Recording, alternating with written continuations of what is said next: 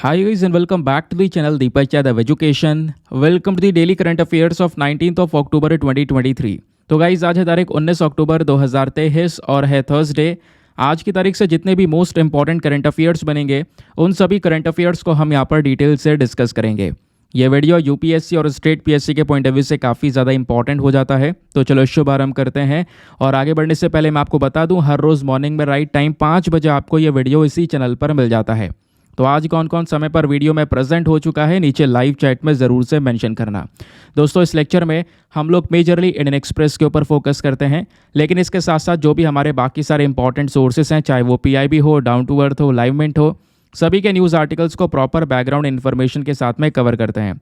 इस लेक्चर का जो एंड है वो बहुत इंपॉर्टेंट है, उसको मिस मत करना, क्योंकि वीडियो के लास्ट में डेली बेसिस पे आप सभी लोगों को एमसीक्यू की प्रैक्टिस करवाई जाती है।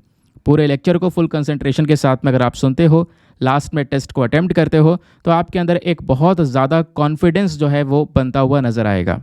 नाउ आगे आते हैं। बाकी इस लेक्चर का पीडीएफ चाहिए तो फटाफट आपने टेलीग्राम पर जाना है, वहाँ पे जाके फिर से लिखना है सर्च बॉक्स में दीपक यादव एजुकेशन यूपीएससी। आपको मेरा टेलीग्राम चैनल मिल जाएगा, यहाँ से आप डेली बेसिस पे इस लेक्चर के पीडीएफ को डाउनलोड कर सकते हो।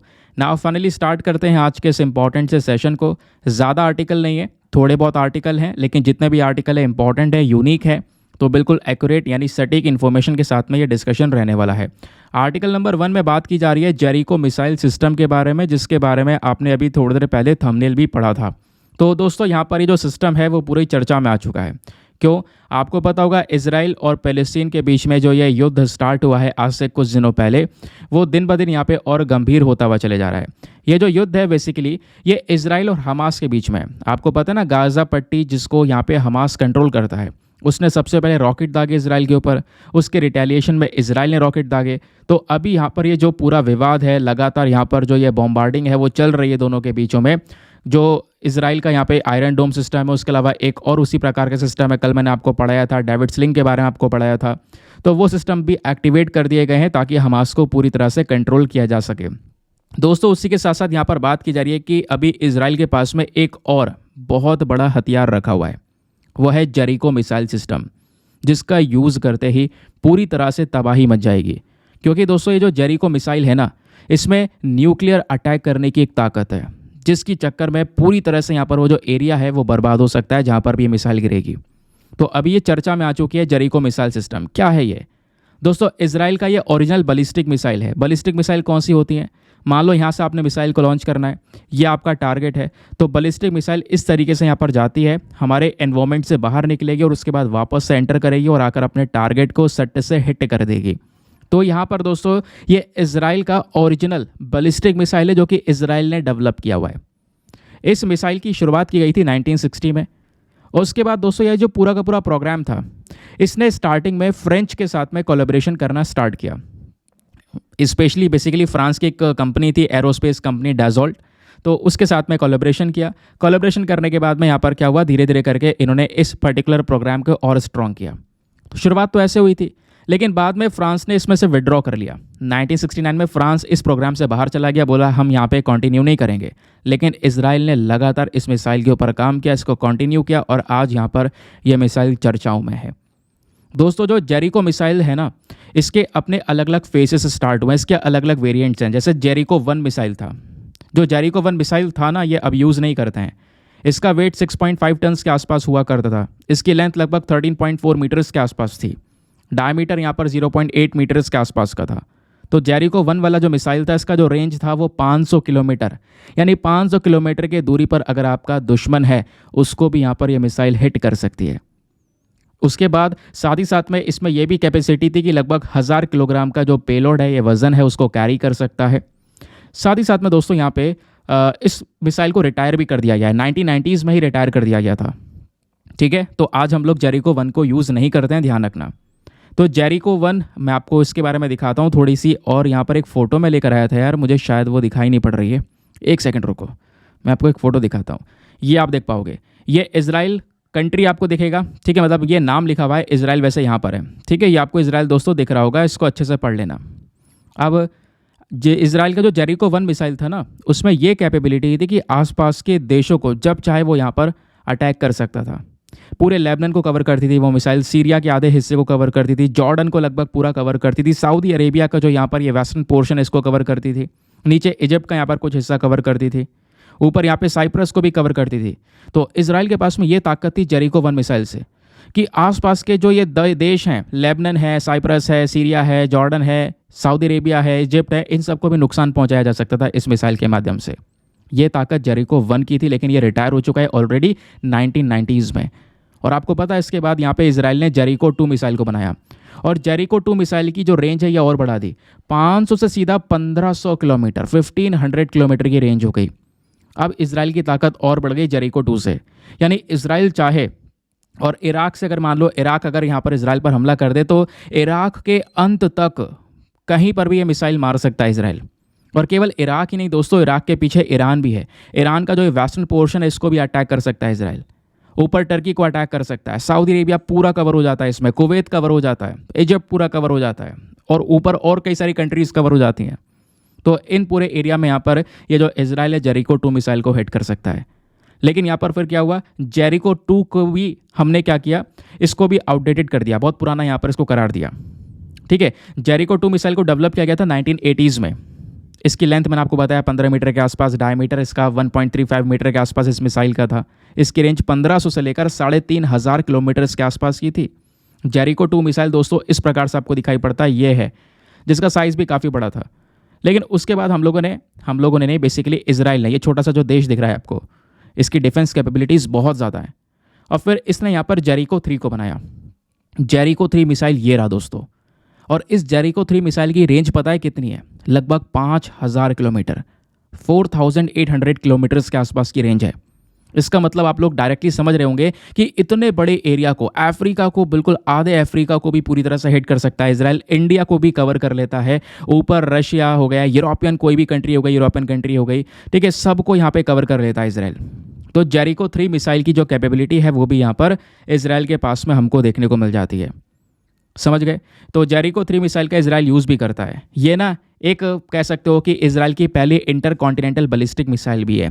इंटरकॉन्टिनेंटल बैलिस्टिक मिसाइल का क्या मतलब होता है दोस्तों, यानी कि इसराइल जैसे अभी यहाँ पर वेस्ट एशिया में आता है या मिडिल ईस्ट में आता है, तो इसराइल अपने कॉन्टिनेंट से दूसरे कॉन्टिनेंट में यानी एशिया में हिट कर सकता है मिसाइल को, यूरोप में हिट कर सकता है, अफ्रीका में हिट कर सकता है। तो ये इंटरकॉन्टिनेंटल है, इसकी रेंज बहुत ज़्यादा है, आधी दुनिया का यहाँ पर कवरेज कर रहा है, मेनली मेजर पोर्शंस को यहाँ पे कवर कर रही है मिसाइल, जिसका नाम है जेरिको 3।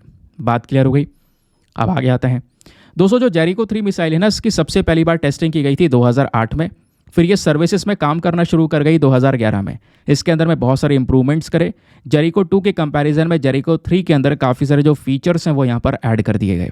और मैं आपको बता दूं, जो जेरिको 3 वाली मिसाइल है इसका जो लॉन्च वेट है वो है 29,000 किलोग्राम्स, और जो पेलोड है वो लगभग 1000 किलोग्राम तक कैरी कर सकता है। 1000 से लेकर 1300 किलोग्राम तक का जो वज़न उसको वह कैरी कर सकता है। इस मिसाइल की रेंज 4800 से लेकर 6500 किलोमीटर्स के आसपास यहाँ पर बताई जा रही है। ये जो मिसाइल है इसमें 750 किलोग्राम का न्यूक्लियर वॉरहेड भी है। भाई ये न्यूक्लियर अटैक करने के लिए भी यहाँ पर कैपेबल ये मिसाइल हमको देखने को मिल जाती है। तो ये था यहाँ पर कंप्लीट आर्टिकल।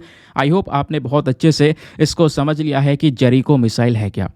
क्वेश्चन बन जाए कि भाई ये कौन से देश ने बनाई है, तो ध्यान रखना इसराइल ने इसको बनाया है। स्टार्टिंग में फ्रांस भी था, लेकिन फ्रांस बाद में इसमें से इस प्रोग्राम से बाहर निकल गया, अकेले इसराइल ने इसको डेवलप किया। आगे आते हैं अगले आर्टिकल पर। दोस्तों नेक्स्ट आर्टिकल में सिनाई पेनिनसुला के बारे में बात की जा रही है। द हिंदू के वीडियो में मैंने बोला था अच्छे से इसको मैप में देख लेना, नहीं देखा है तो कोई बात नहीं, आज हम डिस्कस करेंगे। दोस्तों ये जो टॉपिक चर्चा में है ये भी इसराइल की वजह से ही है। ये ऊपर आप देख पा रहे होंगे, ये जो कंट्री है ना, ये ऊपर इसराइल है, नीचे इजिप्ट है। अब यहीं पर गाज़ा पट्टी है, इसको मैंने बना दिया चलो गाज़ा पट्टी, ठीक है। अब दोस्तों हो क्या रहा है कि गाज़ा पट्टी से जो काफ़ी सारे लोग हैं वो निकल कर सीधा इजिप्ट में एंटर कर रहे हैं। ये इजिप्ट है, क्योंकि यहाँ पर इसराइल लगातार गाज़ा पट्टी के ऊपर बम्बार्डिंग कर रहा है। तो दुनिया भर से जो गाज़ा पट्टी के लोग हैं उनके लिए मदद आई है। वो मदद सारी की सारी इसी सिनाई पेनिनसुला में रुक चुकी है। कोशिश कर रहे हैं वो मदद सीधा यहाँ पे गाज़ा पट्टी के लोगों तक पहुँच सके। तो उसी की वजह से यहाँ पर ये जो आर्टिकल है वो चर्चा में है, और इसी की वजह से जो स्पेशल लोकेशन है वो आपको दी गई है। और एग्जाम में आपको पता है प्रीलिम्स के अंदर में स्पेशली जो लोकेशंस वाइज क्वेश्चंस है वो काफ़ी सारे बनते हैं। तो क्या है सिनाई पेनिनसुला, आओ समझते हैं। Sinai peninsula basically triangle shape में आपको यहाँ पर देखने को मिल जाएगा। ठीक है, ट्रायंगल शेप में यहाँ पर एक पर्टिकुलर पेनिनसुला है। दोस्तों पेनिनसुला क्या होता है? पेनिनसुला एक ऐसा रीजन होता है जो कि 3 साइड से पानी से घिरा हुआ हो। ये आप देख पाओगे, जैसे भारत का पेनिनसुला रीजन कौन सा हो गया? निचला वाला हिस्सा, साउथ वाला पोर्शन हो गया। ऐसे यहाँ पर ये इजिप्ट नाम का देश है। इजिप्ट के पास में यहाँ पर एक छोटा सा ये पेनिनसुला आता है, ये आप देख पा रहे होंगे, ट्रायंगुलर शेप में है ना। नीचे से आप ट्रायंगुलर शेप देख पा रहे होंगे। यहाँ गल्फ ऑफ स्वेज है, गल्फ ऑफ अकाबा है, ये स्वेज कैनाल है जहाँ से काफ़ी सारे जहाज़ सीधा ऊपर निकलकर मेडिटेरेनियन सी में पहुँच जाते हैं। समझ गए? तो ये पेनिनसुला क्या होता है, ये टर्म आप समझ गए। अब दोस्तों यहाँ पे बोला जा रहा है कि जो ये पेनिनसुलर रीजन है ना, ये एशिया और अफ्रीका के बीच में एक पुल का काम करता है। ये हो गया अफ्रीकन कॉन्टिनेंट, ये हो गया एशियन कॉन्टिनेंट। अफ्रीका और एशिया को जोड़ रहा है ये पुल। अगर ये ना होता बीच वाला हिस्सा, तो बीच में समुद्र हो जाता, बहुत बड़ा रीजन वाला खुल जाता। लेकिन यहाँ पर इस रीजन की वजह से पुल बन जाता है अफ्रीका और एशिया के बीच का। समझ गए इस बात को? अब दोस्तों यहाँ पर ये जो पूरा पेनिनसुला का रीजन है वो लगभग 23,500 स्क्वायर किलोमीटर के अंदर में, स्क्वायर माइल्स के अंदर में देखने को मिलेगा। अगर स्क्वायर किलोमीटर की बात करेंगे तो 61,000 स्क्वायर किलोमीटर है।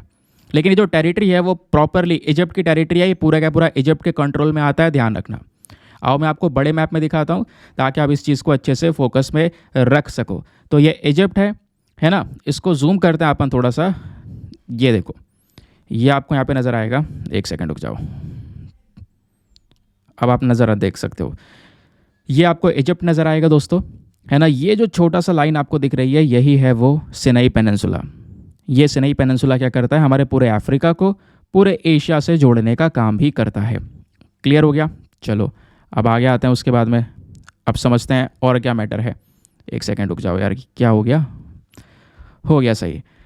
अब यहाँ पर ये हो गया सिनाई पेनिनसुला, इसको आप लोगों ने अच्छे से मैप में देख लिया। अब लोकेशन बहुत अच्छे से ध्यान रखना है। अब ना दोस्तों, ये बड़े मैप में आपने समझ लिया। अब ये देखो कि सिनाई पेनिनसुला के आसपास कौन कौन से एरिया आते हैं, कौन कौन से कंट्रीज़ है जो कि इसके साथ में बाउंड्री को शेयर करते हैं। तो पेनिनसुला के आसपास नॉर्थ में इसके मेडिटेरेनियन सी है, ईस्ट में इसके इजराइल है, गाज़ा पट्टी है। उसके अलावा यहाँ पे स्वेज कैनाल देखने को मिलेगा, गल्फ ऑफ स्वेज देखने को मिलेगा, रेड सी देखने को मिल जाता है। ठीक है, ये आपको नज़र आएगा। तो कहोगे ये सब चीज़ें कहाँ पर है? अब मैं आपको मैप दिखाता हूँ, इस मैप में आप समझ पाओगे। तो ये हो गया पेनिनसुला। पेनिनसुला से ऊपर देखोगे तो ये आ गया हमारा मेडिटेरेनियन सी। ठीक है, ईस्ट में देखोगे तो यहाँ पर आ गया इजराइल, और साथ ही साथ में यहाँ पर आ गया गाज़ा पट्टी। वेस्ट में देखोगे तो पूरा इजिप्ट है और ये इजिप्ट का ही पोर्शन है। नीचे देखोगे साउथ में, बिल्कुल साउथ के टिप पर देखोगे तो आ जाता है रेड सी। ठीक है, और इसके साउथ ईस्ट में देखोगे तो ये आता है गल्फ ऑफ अकाबा, और इधर साउथ वेस्ट में देखोगे तो आता है गल्फ ऑफ स्वेज, और यहीं जस्ट पास में आता है स्वेज कैनाल। ये छोटा सा पतला सा नाले की तरह रास्ता है जहाँ से जो जहाज़ है, ज़्यादातर जहाज़ यहाँ से निकलकर सीधा ऊपर मेडिटेरेनियन सी, और मेडिटेरेनियन सी से सीधा यूरोप में जाते हैं। ठीक है, gulf of Suez, sorry Suez canal काफ़ी चर्चा में रहता है। आपको पता होगा यहाँ पे जहाज़ अटक गया था, है ना, आज से कुछ समय पहले, तो उसकी वजह से भी चर्चा में था। आई होप आपको यहाँ पर ये जो पूरा का पूरा मैटर है सिनाई पेनिनसुला का वो समझ में आ चुका है। सिनाई पेनिनसुला का इतिहास क्या है उसको समझ लेते हैं। दोस्तों लगभग 19वीं सेंचुरी की बात है। इजिप्ट के साथ साथ सिनाई पेनिनसुला वाला रीजन, ये दोनों को ना ब्रिटिश एम्पायर का हिस्सा हुआ करता, नहीं अंग्रेज़ों के कंट्रोल में होता था। और इजिप्ट अंग्रेज़ों के राज में रहा लगभग 1922 तक, और फिर उसके बाद यहाँ पर इस देश को पूरी आज़ादी मिलती है। ये जो पेनिनसुला है, इस पेनिनसुला को इजराइल की फोर्सेस ने कब्जा लिया था 6 डे वॉर में। 1967 में 6 दिन का युद्ध चला था, तो उस दौरान ये सिनाई पेनिनसुला इजराइल के हाथ में आ गया था। लेकिन 1982 में कुछ सालों बाद इजराइल ने इस पेनिनसुला को वापस रिटर्न कर दिया, एक पीस ट्रीटी साइन करी। इजिप्ट ने यहाँ पर इजराइल को एक देश का दर्जा भी दिया। फिर बात यहाँ पर आती है ज्योग्राफी की, तो ऑलरेडी डिस्कस कर ही चुके हैं। पॉपुलेशन की बात करेंगे तो दोस्तों इस बड़े से ज़मीन के टुकड़े पर जो पॉपुलेशन है वो लगभग 6 लाख के आसपास लोग रहते हैं, ध्यान रखना। और ज़्यादातर यहाँ पर अरब, इजिप्टियंस वगैरह आपको यहाँ पर देखने को मिल जाते हैं। बात क्लियर हो गई ना? आगे आते हैं नेक्स्ट आर्टिकल पर। अगले आर्टिकल पर बढ़ने से पहले यार मेक श्योर करना वीडियो पे जो लाइक का बटन है उसको प्रेस कर देना। आपके लिए हाई क्वालिटी की वीडियोस लाने की कोशिश की जा रही है।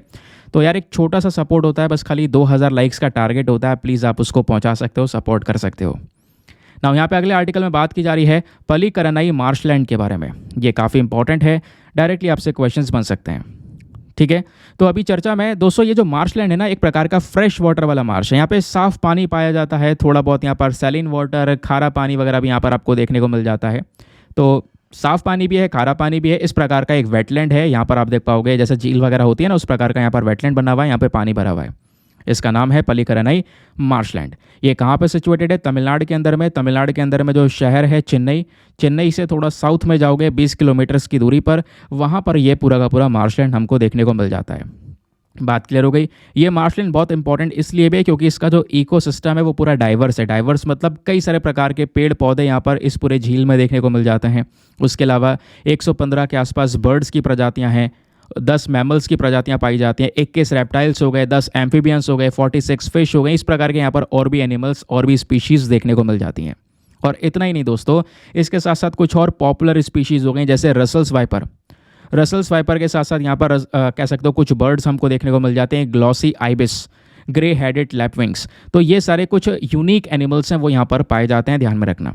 और बहुत इंपॉर्टेंट पॉइंट ये भी है कि जो ये पल्लिकरनई मार्शलैंड है दोस्तों, ये हमारा इंडिया का एक रामसर साइट भी है। जो रामसर साइट इंटरनेशनल इंपॉर्टेंस देता है, उस वाली लिस्ट के अंदर में इसका भी एक नाम है, ध्यान रखना। ठीक है, एग्जैक्ट अगर आपसे कुछ पूछा गया तो लोकेशन ज़रूर पूछी जा सकती है, तो ध्यान रखना तमिलनाडु के अंदर में, स्पेशली चेन्नई शहर के अंदर में ये मार्शलैंड स्थित है। आगे आते हैं नेक्स्ट आर्टिकल पर। अगले आर्टिकल में बात की जा रही है तिलापिया पारो वायरस के बारे में। तो अभी यहाँ पर ये खबरों में है, डिस्कस करेंगे तिलापिया पारो वायरस क्या है। तिलापिया बेसिकली यहाँ पर ये जो मछली है इसकी बात कर रहे हैं। ये जो आपको स्क्रीन पर दिख रही है ना, इसी फिश की बात कर रहे हैं, ये मछली है। अब हुआ क्या है, पहली बार भारत में आप कह सकते हो कि एक नई प्रकार की जो डिजीज़ है वो देखने को मिली है। ठीक है, तो दोस्तों पहली बार इंडिया के अंदर में जो तिलापिया पार्वो वायरस है, इसकी चक्कर में जो तिलापिया वाली मछली हैं उनका जान जा रही है, उनकी डेथ होती हुई नज़र आ रही है।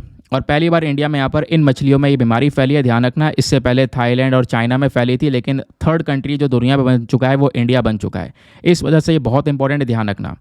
और अभी यहाँ पर फर्स्ट टाइम इंडिया के कुछ पॉइंट्स हैं, अलग अलग झील हैं, स्पेशली तमिलनाडु के अंदर में रानीपेट जो डिस्ट्रिक्ट है वहाँ पर इन तिलापिया मछलियों के अंदर में ये बीमारी यानी तिलापिया पारो वायरस देखने को मिला है, पार्वो वायरस। तो इस वजह से एग्जामिनेशन के पर्सपेक्टिव से आपने तिलापिया पार्वो वायरस के बारे में पता होना चाहिए। ये जो यहाँ पर फ़िश है ये बहुत छोटी सी है, और यहाँ पे जो वायरस है बेसिकली यहाँ पर आप कह सकते हो ये एक स्ट्रैंडेड डीएनए वायरस है, सिंगल स्ट्रैंडेड डीएनए वायरस। इस वायरस को सबसे पहली बार देखा गया था चाइना में 2019 के अंदर में, देन थाईलैंड में 2021 में पाया गया। फिर भारत यहाँ पे तीसरा देश बनता है जिसमें इस प्रकार का जो ये वायरस है वो देखने को मिला है, जैसे मैंने अभी बोला, जिसकी वजह से हम यहाँ पे डिस्कशन कर रहे हैं। ये वायरस कहाँ पे होता है? ये वायरस यहाँ पर इन मछलियों के गिल्स के अंदर में heart, brain, liver, pancreas, spleen, intestine, kidney, eye, muscles, इनको बुरी तरह से यहाँ पर अफेक्ट करता है, ध्यान रखना। अब दोस्तों यहाँ पर ये तो हो गई बात न्यूज़ की। अब वो उस न्यूज़ से ज़्यादा कोई क्वेश्चन बनेंगे नहीं, आपको ही पता है। एग्जामिनेशन में ज़्यादा क्वेश्चन बने तो यहाँ पर तिलापिया फ़िश को लेकर बन जाएंगे। कुछ की फैक्ट्स आपको पता होना चाहिए, कुछ तथ्य पता होना चाहिए। तिलापिया दोस्तों यहाँ पर एक बहुत कॉमन नेम है, कुछ स्पीशीज़ के लिए हम यूज़ करते हैं, स्पेशली मछलियों की प्रजाति के लिए यूज़ करते हैं। वो मछलियाँ जो कि यहाँ पर कह सकते हो कि लिडाई फैमिली से बिलोंग करती हैं, उन मछलियों के लिए यहाँ पर ये तिलापिया वर्ड यूज़ किया जाता है। ये जो मछलियाँ हैं ना, ये अफ्रीका के अंदर में ज़्यादातर पाई जाती हैं, अफ्रीका की नेटिव स्पीशीज़ हैं। इनको आराम से यहाँ पर पाला जा सकता है, आराम से यहाँ पर कह सकते हो कि ट्रेड किया जा सकता है, ट्रेड होता भी है, क्योंकि यहाँ पर इन मछलियों का सबसे बड़ा कमर्शियल एडवांटेज भी है। कमर्शियल एडवांटेज यहाँ पर यह है कि काफ़ी सारी बीमारियों से अपने आप को बचा लेती हैं। इनकी जो डाइट होती है वो यहाँ पर काई या जू प्लैंकटन होता है जो कि पानी में आराम से मिलता है। साथ ही साथ में जो तिलापिया है ये एक सबसे प्रोडक्टिव ट्रेडेड फूड फिश आपको देखने को मिलेगी जो दुनिया भर में, जिसका सबसे ज़्यादा व्यापार होता है, लोग यहाँ पे खाना पसंद करते हैं। जो तिलापिया का पूरा स्ट्रक्चर दोस्तों अगर आप देखोगे तो कहीं ना कहीं यहाँ पर इसको एक एक्वेटिक चिकन की तरह देखा जाता है, क्योंकि इसकी जो ग्रोथ है वो बहुत ज़्यादा है।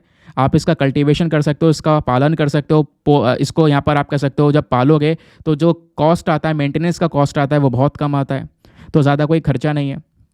उसके साथ साथ यहाँ पर जब तिलापिया की बात करते हैं तो इसमें एक कैटेगरी और आती है, मोजाम्बिक तिलापिया। मोजाम्बिक जो नाम का कंट्री है वहाँ पर भी ये तिलापिया पाई जाती है। तो मोजाम्बिक तिलापिया को इंडिया में लेकर आया गया था पहली बार 1950 में, और तमिल के अंदर में इस मोजाम्बिक तिलापिया का नाम है जिलाबी, ध्यान रखना। ठीक है, बाकी दोस्तों अच्छी बात ये भी देखने को मिलती है कि पानी के अंदर में जैसे जैसे ऑक्सीजन लेवल धीरे धीरे कम हो रहा है, तो लो ऑक्सीजन लेवल्स के अंदर में भी, यानी कि ऑक्सीजन लेवल बहुत कम है, उस पर्टिकुलर सिनेरियो में भी यहाँ पर जो तिलापिया मछली है वो आराम से ग्रो कर सकती है। तो ये मोजाम्बिक तिलापिया इंडिया में लेकर आया गया 1950 में। उसके अलावा नाइल तिलापिया को भी इंडिया में लेकर आया गया 1970 में। ये थोड़ी सी साइज़ में बड़ी होती है, बड़े स्केल पर इसको ग्रो किया जाता है। और भारत में तिलापिया इन मछली की जो फार्मिंग है वो बहुत ज़्यादा होती है, आंध्र प्रदेश और केरला के अंदर में स्पेशली। ठीक है, ये बात आपने ध्यान में रखनी है। लेकिन पिछले कुछ समय पर ढेर सारे क्लाइमेट चेंजेस हो रहे हैं, टेम्परेचर के अंदर बदलाव हो रहे हैं, ऐसे कई सारे कारणों की वजह से ऑब्वियस सी बात है इनकी पॉपुलेशन के ऊपर एक बहुत बुरा असर पड़ता हुआ नजर आता है। चलिए आते हैं अगले आर्टिकल पर। नेक्स्ट आर्टिकल में फास्ट रेडियो बर्स्ट के बारे में बात की जा रही है। इस प्रकार की एक एनर्जी निकलती है दोस्तों, उस एनर्जी को डिटेक्ट किया गया है जिसकी वजह से यहाँ पर अभी खबरों में ये फास्ट रेडियो बर्स्ट आ चुका है। इसके बारे में ज़्यादा इन्फॉर्मेशन अभी साइंटिस्ट ने भी नहीं दी है, लेकिन आपको पता होना चाहिए कि थोड़ा बहुत इसके बारे में फास्ट रेडियो बर्स्ट होता क्या है। तो दोस्तों यहाँ पर ये जो रेडियो बर्स्ट है ना, ये एक ब्राइट इलेक्ट्रोमैग्नेटिक रेडिएशन, एक लाइट है जिसको देखा जाता है और ये रेडियो वेव फ्रीक्वेंसीज में हमको देखने को मिलती हैं। अब दोस्तों यहाँ पे मैं आपको बता दूं, ये जो लाइट जनरेट होती है, जो एनर्जी निकलती है एकदम से, वो बहुत ही शॉर्ट समय के लिए होती है, बहुत ही कम समय के लिए होती है। और कई बार यहाँ पर जो ये फास्ट रेडियो बर्स्ट है ये रिपीट होते रहते हैं, ध्यान रखना। और एकदम से यहाँ पर एनर्जी जनरेट होती है, एकदम से लाइट होती है, फिर उसके बाद में डिसअपियर हो जाती है, खत्म हो जाती है। लेकिन जो एनर्जी जनरेट होती है ना, वो बहुत ही ज़्यादा हाई लेवल की एनर्जी होती है। और मैं आपको बता दूं यहाँ पर ये एनर्जी अर्थ तक पहुँचती है गैलेक्सी से। इतनी ज़्यादा एनर्जी निकलती है कि आप ये लगा लो, एक सूर्य सन के अंदर कितनी एनर्जी है, बहुत एनर्जी है भाई। कई सारे सप्ताह के अंदर में जब सन एनर्जी जनरेट करेगा, उस सब एनर्जी को मिला दो, उतनी एनर्जी केवल और केवल कुछ मिली सेकेंड के अंदर में इस फास्ट रेडियो बर्स्ट से निकल जाती है। तो कहोगे है क्या चीज़ ये, इतनी एनर्जी निकल रही है इसके अंदर में से, सन से भी कई गुना ज़्यादा यहाँ पर एनर्जी इसके अंदर में है। तो जो हमारे साइंटिस्ट हैं उनको भी यहाँ पर इसके बारे में ज़्यादा कोई जानकारी अभी नहीं है, इसके ऊपर रिसर्चेस चल रही हैं कि फास्ट रेडियो बर्स्ट होता कैसे है। लेकिन फिर भी कुछ हमारे पास में थ्योरीज़ हैं। वो थ्योरीज़ क्या बोलती हैं कि कुछ यहाँ पे जो फास्ट रेडियो बर्स्ट जो एनर्जी हमको निकलती हुई नजर आती है, ये न्यूट्रॉन स्टार से निकलती है। ठीक है, अब न्यूट्रॉन स्टार क्या होता है, ये भी एक कॉन्सेप्ट है। न्यूट्रॉन स्टार दोस्तों वो सितारा होता है जब एक बहुत बड़े साइज का जो सितारा है वो कोलैप्स कर जाए, खत्म होने लगे, डेड होने लगे, तो वहाँ पे एक विस्फोट होता है बहुत बड़ा। उसमें से यहाँ पर जो है कह सकते हो बहुत सारी चीज़ों का फॉर्मेशन होता है। ठीक है, और उसमें से यहाँ पर क्या हुआ, एक जब बड़ा सितारा कोलैप्स करता है तो उसमें से यहाँ पर न्यूट्रॉन स्टार भी बनते हैं, यानी कि उसके न्यूट्रॉन स्टार भी बनकर निकलते हैं। और वो न्यूट्रॉन स्टार क्या करते हैं, इस प्रकार की जो मैग्नेटिक फील्ड्स हैं उनमें बहुत ज़्यादा स्ट्रांग होती है। ठीक है, और साथ ही साथ में यहाँ पर आप कह सकते हो, बोला ये भी जाता है कि यहीं से यहाँ पर जो ये एनर्जी है वो यहाँ पर जनरेट होती हुई नज़र आती है, एनर्जी निकलती हुई आती है। ठीक है, तो हाल ही की कुछ स्टडीज़ हैं, उन स्टडीज़ ने यहाँ पर ये बताया कि जो ये एनर्जी होती है ना, ये जो हमको दिखती है ऊपर से फास्ट रेडियो बर्स्ट एनर्जी, ये बेसिकली अर्थक्वेक की तरह है, जो भूकंप के अंदर एनर्जी जनरेट होती है। आपको पता है ना, भूकंप के अंदर भी पृथ्वी के अंदर में एक बहुत ज़्यादा मात्रा में एनर्जी जनरेट होती है। या फिर सोलर फ्लेयर्स हो गए, जो सूर्य से यहाँ पर जो फ्लेयर्स निकलती हैं उसमें कई सारी एनर्जी हो गई। तो उस प्रकार से यहाँ पर आप कह सकते हो इसको भी फास्ट रेडियो बर्स्ट को भी देखा जा सकता है। तो जो दोस्तों हमारी गैलेक्सी है ना, यहीं पे हमको जो न्यूट्रॉन स्टार देखने को मिलता है, ये न्यूट्रॉन स्टार क्या होता है मैंने आपको बताया, इनमें से ये एनर्जी एमिट होती हुई नजर आती है, इसके बारे में कुछ जानकारी दी गई है। तो काफ़ी सारे कॉन्सेप्ट्स आपको क्लियर हो चुके हैं। फास्ट रेडियो बर्स्ट क्या है तो बता देना, एक बेसिकली इलेक्ट्रोमैग्नेटिक रेडिएशन है, एक लाइट है। ठीक है, जो कि बहुत शॉर्ट पीरियड समय के लिए अवेलेबल होती है। कहाँ से निकलती है, गैलेक्सी से निकलती है, बहुत ज़्यादा एनर्जी होती है इसके अंदर में, ये बात मैंने आपको बताया। और स्पेशली यहाँ पर आप कह सकते हो, जैसे मैंने आपको पहले भी इसके बारे में बता दिया कि ज़्यादा इन्फॉर्मेशन इसके बारे में भी हमारे पास में है नहीं, लेकिन फिर भी बताया जा रहा है कि जो ये एनर्जी है ये कभी कभी कुछ FRBs जो होता है, यानी कुछ इस प्रकार की जो यहाँ पर लाइटिंग होती है, ये हमारी न्यूट्रॉन स्टार से भी एमिट होते हुए नजर आते हैं। ठीक है, आगे आता है उसके बाद में नेक्स्ट आर्टिकल में। अगले आर्टिकल में काजीरंगा नेशनल पार्क के बारे में बात की जा रही है। कई बार हम डिस्कशन ऑलरेडी कर चुके हैं, तो अभी ये चर्चा में हाल ही में काजीरंगा नेशनल पार्क और जो टाइगर रिजर्व है इसको वापस से रीओपन कर दिया गया है, ओपन कर दिया गया है। अब टूरिस्ट यहाँ पे विजिट कर सकते हैं। तो पहला क्वेश्चन, ये काजीरंगा नेशनल पार्क कहाँ पर है, असम के अंदर में है, ध्यान रखना। असम कहाँ पर है, असम हमारा एक नॉर्थ ईस्टर्न स्टेट आपको नज़र आएगा। ये कई सारे स्टेट्स के साथ में बाउंड्री को शेयर करता है। फॉर एग्जांपल एक बहुत बड़ी बाउंड्री असम की लगती है अरुणाचल प्रदेश के साथ में, देन नागालैंड के साथ में, then Manipur, then Mizoram, then Tripura, then उसके बाद मेघालय, देन उसके बाद में यहाँ पर वेस्ट बंगाल। और असम की एक इंटरनेशनल बाउंड्री भी लगती है भूटान के साथ में, ये भी आप लोगों ने ध्यान में रखना है। तो काजीरंगा नेशनल पार्क असम के अंदर में है।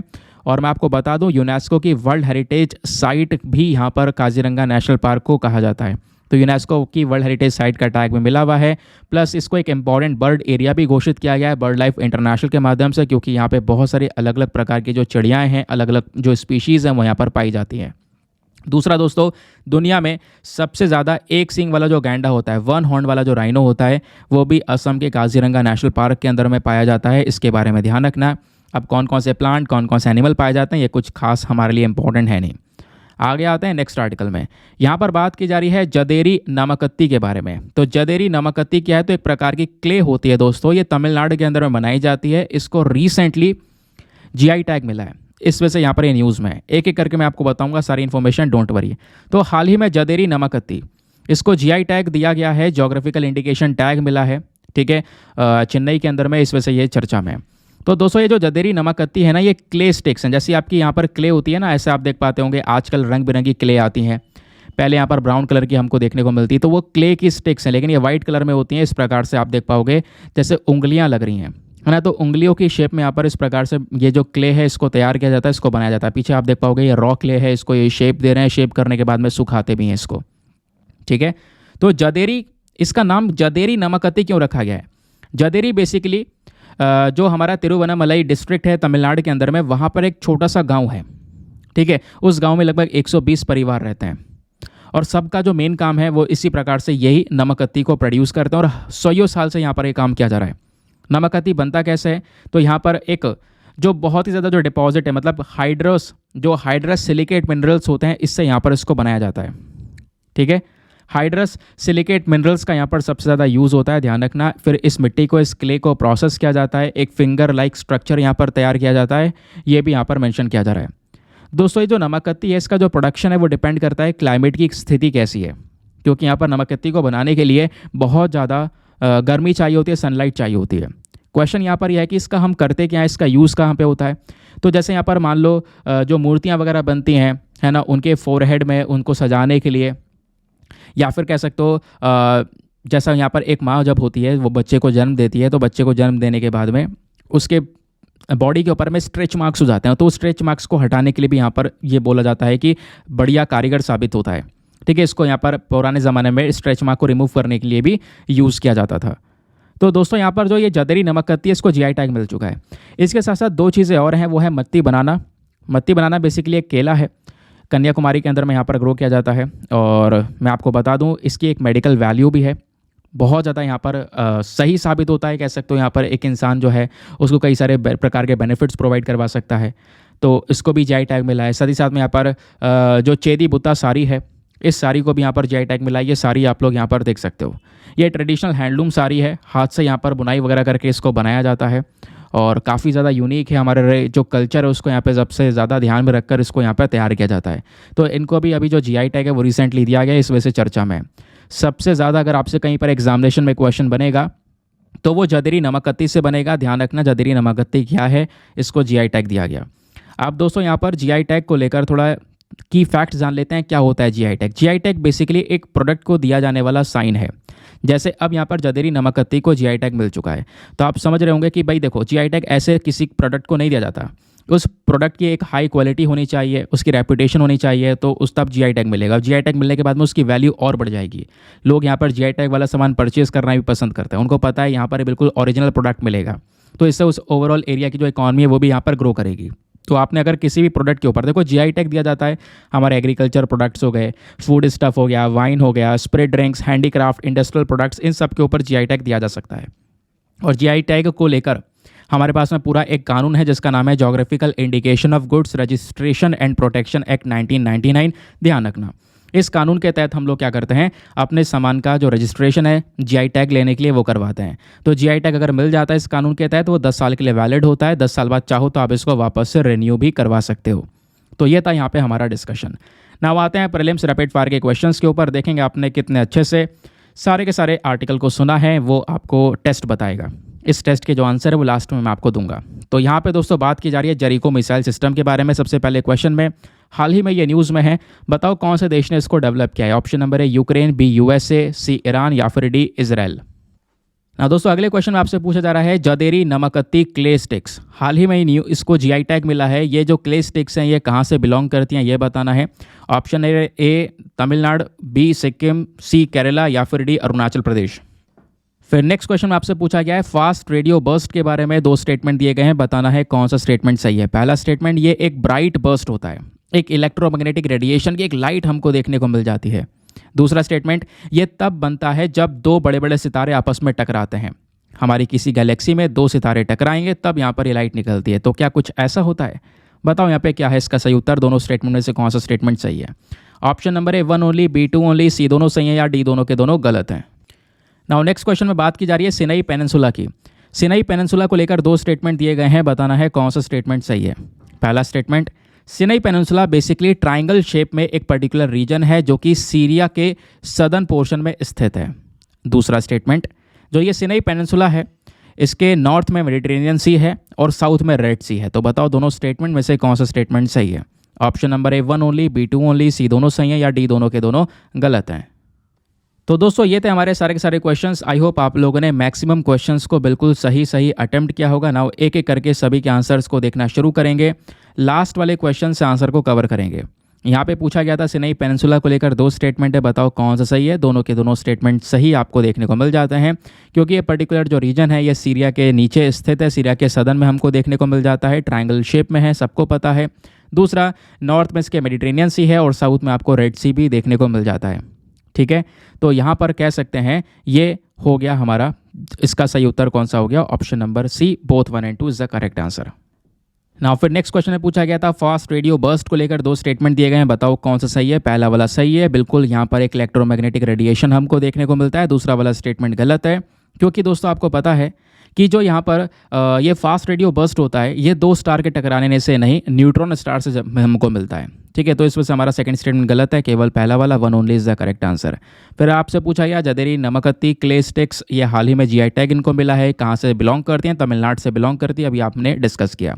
फिर जेरिको मिसाइल सिस्टम हाल ही में न्यूज़ में था, ये कौन से देश ने डेवलप किया है, तो सही उत्तर है ऑप्शन नंबर डी, इजराइल ने यहाँ पर इसको डेवलप किया है। तो दोस्तों ये था पूरा का पूरा डिस्कशन। आई होप आप लोगों ने मैक्सिमम क्वेश्चंस को बिल्कुल सही अटेम्प्ट किया होगा। तो क्या स्कोर आया है आपका, ज़रा नीचे कमेंट सेक्शन में सभी लोगों को लिखना है। मिलते हैं आप लोगों से अगले वीडियो में। आज के लिए bye bye, have a nice day, thank you and जय हिंद।